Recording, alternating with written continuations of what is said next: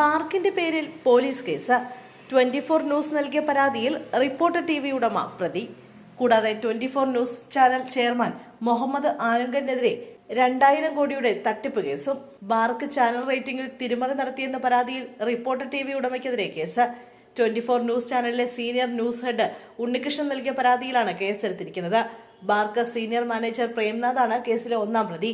കളമശ്ശേരി പോലീസാണ് case register ചെയ്തിരിക്കുന്നത്. ഒന്നാം പ്രതിയായ പ്രേംനാഥ് റേറ്റിംഗ് ഡേറ്റയിൽ തിരിമറി നടത്തുകയും രണ്ടാം പ്രതിയായ റിപ്പോർട്ടർ ചാനൽ ഉടമയ്ക്ക് ബാർക്ക് മീറ്റർ സംബന്ധിച്ച രഹസ്യ വിവരങ്ങൾ കൈമാറുകയും ചെയ്തു എന്നാണ് FIR പറഞ്ഞിരിക്കുന്നത്. 2025 ജൂലൈ മുതൽ 24 ന്യൂസിന്റെ റേറ്റിംഗ് കുറച്ചു കാണിച്ചും റിപ്പോർട്ടർ ചാനൽ റേറ്റിംഗ് ഉയർത്തി കാണിച്ച പരസ്യങ്ങൾ ലഭിക്കാതിരിക്കാൻ ശ്രമിച്ചു. ഇതുമൂലം 24 ന്യൂസിന് 15 കോടിയുടെ നഷ്ടമുണ്ടായതായി പരാതിയിൽ പറഞ്ഞിരിക്കുന്നു. ആൻഡോ അഗസ്റ്റിനാണ് റിപ്പോർട്ടർ ചാനലിലെ നിലവിലെ MD. എന്നാൽ FIR-ൽ റിപ്പോർട്ടർ ഉടമ എന്ന് മാത്രമാണ് പറഞ്ഞിരിക്കുന്നത്.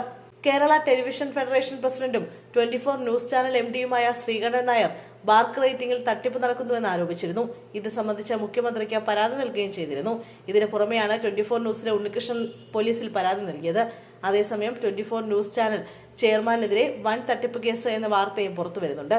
2000 കോടിയുടെ തട്ടിപ്പ് കേസാണ് ചാനൽ ചെയർമാൻ മുഹമ്മദ് ആലുങ്കലിനെതിരെ നെടുമ്പാശ്ശേരി പോലീസ് രജിസ്റ്റർ ചെയ്തിരിക്കുന്നതെന്നാണ് വാർത്ത. നിലമ്പൂർ സ്വദേശിയായ അബ്ദുൾ സലാമിന്റെ പരാതിയിൽ മറ്റ് 5 പേർക്കെതിരെയും പോലീസ് കേസെടുത്തിട്ടുണ്ട്. മുഹമ്മദ് ആലുങ്കലും കൂട്ടുപ്രതികളും ചേർന്ന് സൗദി അറേബ്യയിൽ പ്രവർത്തിച്ചു വരികയായിരുന്ന ആശുപത്രി ശൃംഖല തട്ടിയെടുത്തതാണ് പരാതി. ഇതിനായി പ്രതികൾ വലിയ തോതിൽ വ്യാജരേഖകൾ സൃഷ്ടിച്ചെന്നും പരാതിയിൽ പറയുന്നു.